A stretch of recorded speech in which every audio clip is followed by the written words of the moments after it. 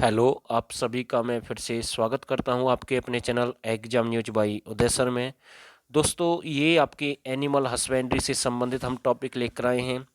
इस टॉपिक में आपके लिए हम 40 के करीब आपके प्रश्न हैं और ये जो वीडियो मैं आपके लिए लेकर आया हूँ, खासकर हरियाणा पुलिस ग्राम सचिव पटवारी, कैनाल पटवारी, उनके लिए मोस्ट इम्पोर्टेंट है, क्योंकि हर एग्जाम में कम से कम मैं आपको बताकर चलूँ तो यहाँ से कम यानी कि जो एनिमल हस्बेंड्री है, हर एग्जाम में 3-3 4-4 प्रश्न बिल्कुल आते हैं।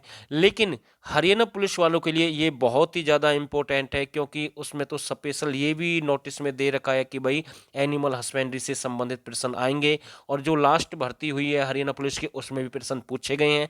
तो मैं ज़्यादा समय नहीं लूँगा, जल्दी से कंप्लीट करेंगे और सिलेक्टेड अच्छे प्रश्न ही हम आपके लिए लेकर आए हैं। और आप सभी को पता है कि एकमात्र चैनल है अच्छे लेवल की जो तैयारी करवाता है और हमेशा हम आपके साथ जुड़े रहेंगे, आगे भी प्रश्न लेकर आते रहेंगे।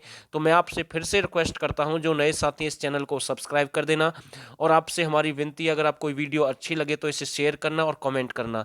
ठीक है, मेरा पहला प्रश्न आप सभी के लिए तो वन लाइनर प्रश्न है सारे और आपको आराम से समझ में आ जाएगा, अच्छे लेवल के प्रश्न है। निर्धन की गाय किसे कहते हैं? तो बिल्कुल अच्छा प्रश्न है, निर्धन की गाय किसे कहते हैं? तो इसका जो सही आंसर रहेगा, बकरी को निर्धन की गाय कहते हैं। 4 ऑप्शन आपको मिलेंगे, उसमें से आपको एक ठीक करना है। अगर मानकर चलते हैं ये प्रश्न एग्जाम में आता है तो आप इसका आराम से उत्तर दे पाएंगे। तो इसका जो राइट आंसर रहेगा, निर्धन की गाय किसे कहते हैं? बकरी को कहते हैं। प्रश्न नंबर 2, मनोरंजन के लिए पाली जाने वाली मुर्गी को किस नस्ल से जाना जाता है? बिल्कुल अच्छा प्रश्न है। जो मनोरंजन के लिए एक मुर्गी का पालन होता है, ठीक है, उसे किस नस्ल से जानते हैं? तो इसका जो राइट आंसर रहेगा, असील नस्ल होती है ये। ठीक है, ध्यान रखना भाई बिल्कुल। प्रश्न नंबर 3, गाय की विदेशी नस्ल कौन सी है? देखो, वैसे तो गाय आपकी साहीवाल भी है, जो कि पाकिस्तान में काफ़ी पाई जाती हैं। ठीक है, ये लाल रंग की होती हैं तकरीबन, आपको ध्यान रखना है। लेकिन यहाँ से प्रश्न पूछा गया कि गाय की विदेशी नस्ल कौन सी है? तो जो गाय की विदेशी नस्ल है उसे जर्सी के नाम से जानते हैं और ये काफ़ी दूध देती है। ठीक है ना, आपको ध्यान रखना, जर्सी नस्ल की गाय काफ़ी दूध देती है, आपको ध्यान रखना है। ये प्रश्न यहाँ से बन सकता है। प्रश्न नंबर 4, जर्सी नस्ल की गाय का मूल स्थान कौन सा है? तो मतलब कि ये कहाँ पर मिलती है जर्सी नस्ल की गाय? सबसे अधिक जो मूल स्थान इसका बताया गया है, ये इसका संबंध कहाँ से है? ये इंग्लिश चैनल का जर्सी द्वीप, जी हाँ ध्यान रखना, इंग्लिश चैनल का जर्सी द्वीप है, उससे इसका संबंध है। प्रश्न नंबर 5, भारतीय गाय का वैज्ञानिक नाम क्या है? इसे बॉस इंडिकस के नाम से भी जाना जाता है। तो ये बॉस एक प्रकार से मालिक है। ठीक है, ध्यान रखना है। बहुत ही अच्छा प्रश्न यहाँ से बन सकता है। और बिल्कुल यहाँ से एक प्रश्न और भी बन सकता है कि जो गौ हत्या है, यानी कि 2015 जो हरियाणा ने एक कानून बनाया है 2016-15 में, उसके अकॉर्डिंग इस पर भी सजा का प्रावधान है। अब तो मेरे हिसाब से इसमें ज़्यादा से ज़्यादा 20 साल की सजा कर दी गई है, आपको ध्यान रखना भी। ठीक है, प्रश्न नंबर 6, भैंस की किस नस्ल के सींग हंसिया के आकार के होते हैं? बिल्कुल अच्छा प्रश्न है, भैंस की किस नस्ल के सींग हंसिया के आकार के होते हैं? तो ये मेहसाना नस्ल की भैंस है, आपको ध्यान रखना, हंसिया के आकार के इसके सींग होते हैं, इंपॉर्टेंट है। प्रश्न नंबर 7, भेड़ की कौन सी नस्ल ऊन कालीन के लिए विश्व प्रसिद्ध है? कि भाई भेड़ की कौन सी अच्छी नस्ल है जो ऊन के लिए काफी प्रसिद्ध है और विश्व प्रसिद्ध है? आपको ध्यान रखना है, बीकानेरी भेड़ है। कौन सी है? बीकानेरी, जो कि राजस्थान से संबंध रखती है, आपको ध्यान रखना है। ठीक है, प्रश्न नंबर, वैसे भेड़ की अगर हम बात करें, सबसे अधिक ये भेड़ है जो तकरीबन बहुत ही ज़्यादा, यानी कि ऑस्ट्रेलिया में ज़्यादा जो भेड़ पालन है या फिर ऊन उद्योग है, वो ऑस्ट्रेलिया का काफ़ी प्रसिद्ध है। एक, ठीक है, देश है ऑस्ट्रेलिया, उसके अनुसार आपको ध्यान रखना है। प्रश्न नंबर 8 देखते हैं, बकरी का औसत गर्भकाल कितने समय का होता है? इजी प्रश्न है, हर कोई इसका आंसर दे सकता है। ठीक है भाई। प्रश्न नंबर 9 देखते हैं, सुअर के युवा मादा किसे कहते हैं? जो सुअर के युवा जो मादा होते हैं उसे उसे किससे कहते हैं, किस नाम से जानते हैं? तो इसका जो सही आंसर रहेगा, उसे गिल्ट के नाम से जानते हैं। इंपॉर्टेंट प्रश्न है भाई, बहुत ही अच्छा प्रश्न है। प्रश्न नंबर 10 देखते हैं, अंडे से चूजे निकालने वाले स्थान को क्या कहते हैं? जो चूजा निकाला जाता है उसे किस नाम से जानते हैं? उसे हैचरी कहते हैं भाई, ध्यान रखना, ऐसे प्रश्न एग्जाम में आते हैं कई बार। उसे किस नाम से जानते हैं? हैचरी के नाम से जानते हैं। और दोस्तों, अगर आपको वीडियो अच्छी लग रही है तो इसे शेयर कर देना भाई, आपसे हम रिक्वेस्ट करते हैं सभी ग्रुप में। ठीक है, और जो आपके फ्रेंड है उनके पास जरूर शेयर करें। प्रश्न नंबर 11 है, मोटे चारे में देशी की मात्रा कितनी होती है? भाई, जो मोटा चारा होता है पशुओं से संबंधित, उसमें देशी की मात्रा कितनी होती है, कितनी होनी चाहिए? 18 से 22%।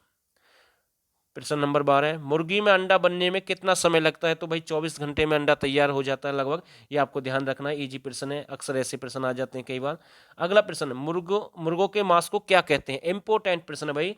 जो मुर्गों का जो मांस होता है उसे किस नाम से जानते हैं? उसे चिकन के नाम से जानते हैं। वैसे आपको इसका आंसर पता होगा, लेकिन जो अगला प्रश्न है वो थोड़ा सा आपको घुमा सकता है, ठीक है भाई।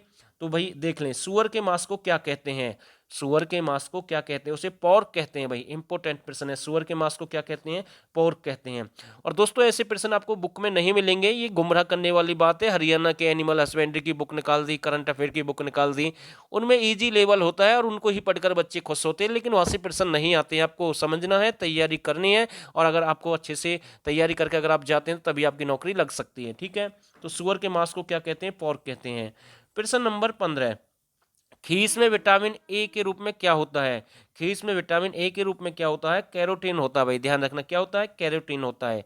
अच्छा लेवल है, एकमात्र चैनल है भाई एग्जाम न्यूज जो इस प्रकार की तैयारी करवाएगा आपके लिए, ठीक है। गाय को प्रति 3 लीटर दूध देने पर कितने किलो दाना देना चाहिए? इंपॉर्टेंट प्रश्न है, 1 किलोग्राम दाना देना चाहिए अगर प्रति 3 लीटर के अनुसार, ध्यान रखना।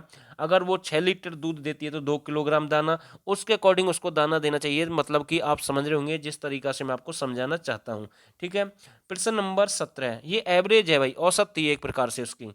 नेशनल डेयरी अनुसंधान संस्थान कहाँ पर है? ये इजी प्रश्न है, ये करनाल यानी कि हरियाणा में है, ठीक है। और कब इसकी स्थापना की गई? 1955। ध्यान रख लेना, दूध कितने रुपए लीटर है? 55 रुपए लीटर है, बस इससे आपको याद रखना है, ठीक है। ये करनाल में आपका। 18 देखते हैं, खच्चर किसका क्रॉस है? तो गधा घोड़ी का क्रॉस है। सिंपल प्रश्न है, बिल्कुल अच्छा प्रश्न यहाँ से बन सकता है। बछड़े की नाल काटने के बाद क्या लगाते हैं? इंपोर्टेंट प्रश्न, जो बछड़े की नाल काटते हैं उसके बाद क्या लगाते हैं? तो उसे टिक्सर आयोडीन कहते हैं भाई, ध्यान रखना, टिक्सर आयोडीन कहते हैं, ध्यान रखना भाई, इंपोर्टेंट प्रश्न है। प्रश्न नंबर 20, भारतीय चिकित्सा अनुसंधान संस्थान कहाँ पर है? बिल्कुल अच्छा प्रश्न, भारतीय चिकित्सा अनुसंधान संस्थान कहाँ पर है? तो इज्जत नगर एक स्थान है जो कि बरेली में है, और बरेली आपका कहाँ पर है? राजस्थान में है। गाय के दूध की लैक्टोमीटर रीडिंग कितनी होती है? देखो, जो दूध का मापन है यानी कि किस यंत्र से नापते हैं आप सभी जानते हैं उसके बारे में। गाय के दूध की लैक्टोमीटर रीडिंग कितनी होती है? तो 28 से 30 इसकी रीडिंग आती है, आपको ध्यान रखना, ठीक है भाई। प्रश्न नंबर 22, चलो प्रश्न नंबर 22 देखते हैं। मैं थोड़ा सा और छोटा कर देता हूँ, प्रश्न की लैंग्वेज काफ़ी लंबी है। मेले प्रदर्शन से खरीदे गए पशुओं को पहले 15 दिन अलग रखकर देख रेख करना क्या कहलाता है? मतलब कि मेले में जो पशु वगैरह आते हैं वहाँ से कोई खरीद कर लेता है तो उसे 15 दिन तक अलग रखते हैं, तो जो उसकी रेख देख की जाती है उसे किस नाम से जानते हैं? इंपॉर्टेंट प्रश्न है भाई, वेरी वेरी इंपॉर्टेंट प्रश्न है। तो उसे संगरोध कहते हैं। क्या कहते हैं? संगरोध कहते हैं।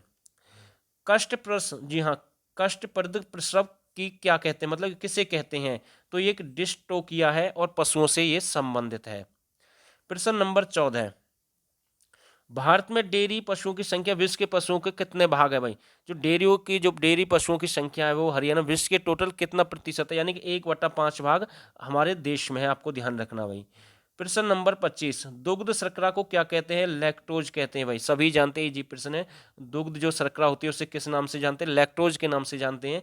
इंपॉर्टेंट प्रश्न है, ऐसे प्रश्न कई बार एग्जाम में आते हैं। प्रश्न नंबर 16, भेड़ में ऊन काटने की प्रक्रिया को क्या कहते हैं? बहुत अच्छा प्रश्न है, भेड़ में ऊन काटने की प्रक्रिया को क्या कहते हैं? उसे सीरिंग कहते हैं। इंपॉर्टेंट प्रश्न, क्या कहते हैं? सीरिंग कहते हैं भाई, ठीक है। प्रश्न नंबर 27 देखते हैं, पशु का तापक्रम शरीर के किस भाग से नापा जाता है? पशु का तापक्रम शरीर के किस भाग से नापा जाता है? तो उसे कई बार गुदा आपको लिखा मिलेगा, ठीक है, गुर्दा, ये आपको ध्यान रखना है। प्रश्न नंबर 28, पशुओं की नस्ल को किस विधि द्वारा सुधारा जा सकता है? कृत्रिम गर्भधान से सुधारा जा सकता है पशुओं की नस्ल को, बिल्कुल यहाँ से प्रश्न ये बन सकता है। प्रश्न नंबर 29, लोही किसकी नस्ल है? तो ये एक भेड़ की नस्ल है। किसकी नस्ल है? लोही किसकी नस्ल है? एक भेड़ की नस्ल है। बिल्कुल इजी प्रश्न है, लेकिन प्रश्न अच्छा है। अंडे में सबसे अधिक क्या होता है? प्रोटीन होती है, आपको ध्यान रखना क्या होता है अंडे में? सबसे अधिक प्रोटीन होती है, ठीक है। प्रश्न नंबर 31, कोडक मुर्गी किसे कहते हैं? अंडा न देने वाली मुर्गी को कोडक मुर्गी के नाम से जाना जाता है। इंपॉर्टेंट प्रश्न है, बहुत ही अच्छा प्रश्न कह सकता हूं मैं। कोडक मुर्गी किसे कहते हैं? अंडा न देने वाली मुर्गी को कोडक मुर्गी कहते हैं। प्रश्न नंबर 32 देखते हैं भाई। प्रश्न नंबर 32, मुर्गियों की सबसे घातक बीमारी कौन सी होती है? मुर्गियों की सबसे घातक बीमारी कौन सी होती है? तो इसका जो सही आंसर है रानीखेत। कौन सी होती है? रानीखेत एक बीमारी है, सबसे घातक बीमारी होती है। सबसे अधिक अंडे देने वाली मुर्गी की नस्ल कौन सी है? White leg horn. सबसे अधिक अंडे देने वाली मुर्गी की नस्ल कौन सी है? व्हाइट लेग हॉर्न नस्ल है। बहुत ही अच्छा प्रश्न यहाँ से बन सकता है। प्रश्न नंबर 34 देखते हैं। मुर्गों के अंडकोश या अंडकोशिकाओं की नकल निकाल देना क्या कहलाता है? तो इसे खस्सीकरण कहते हैं। जो मुर्गे के अंडाकोश को निकाल देना क्या कहलाता है? खस्सीकरण कहलाता है। ठीक है भाई। प्रश्न नंबर 35। थनैला रोग किससे संबंधित है? मतलब किससे होता है? ये परजीवी रोग है भाई। एक कैसा है? जो थन में यानी कि जो थन होते पशुओं के वहां पर ये रोग लग जाता है। आपको ध्यान रखना भाई। ठीक है, परजीवी रोग है। प्रश्न नंबर 36 और मेरा लास्ट प्रश्न है इस वीडियो का। भेड़ की कौन सी नस्ल ऊन कालीन के लिए विश्व प्रसिद्ध है? बीकानेर। इंपोर्टेंट है भाई। ऊन कालीन के लिए कौन सी प्रसिद्ध है? बीकानेर प्रसिद्ध है। आपको ध्यान रखना है। और दोस्तों उम्मीद करता हूं अगर आपको ये वीडियो अच्छी लगे तो इस वीडियो में आपको कमेंट करके ये बताना कि सारे प्रश्न अच्छे हैं सर, इतना अच्छा लेवल है, हम आगे भी आपके लिए लेकर आएंगे। और साथ के साथ शेयर कर देना। और आप सभी ने इस वीडियो को यहाँ तक देखा, आप सभी का बहुत बहुत धन्यवाद।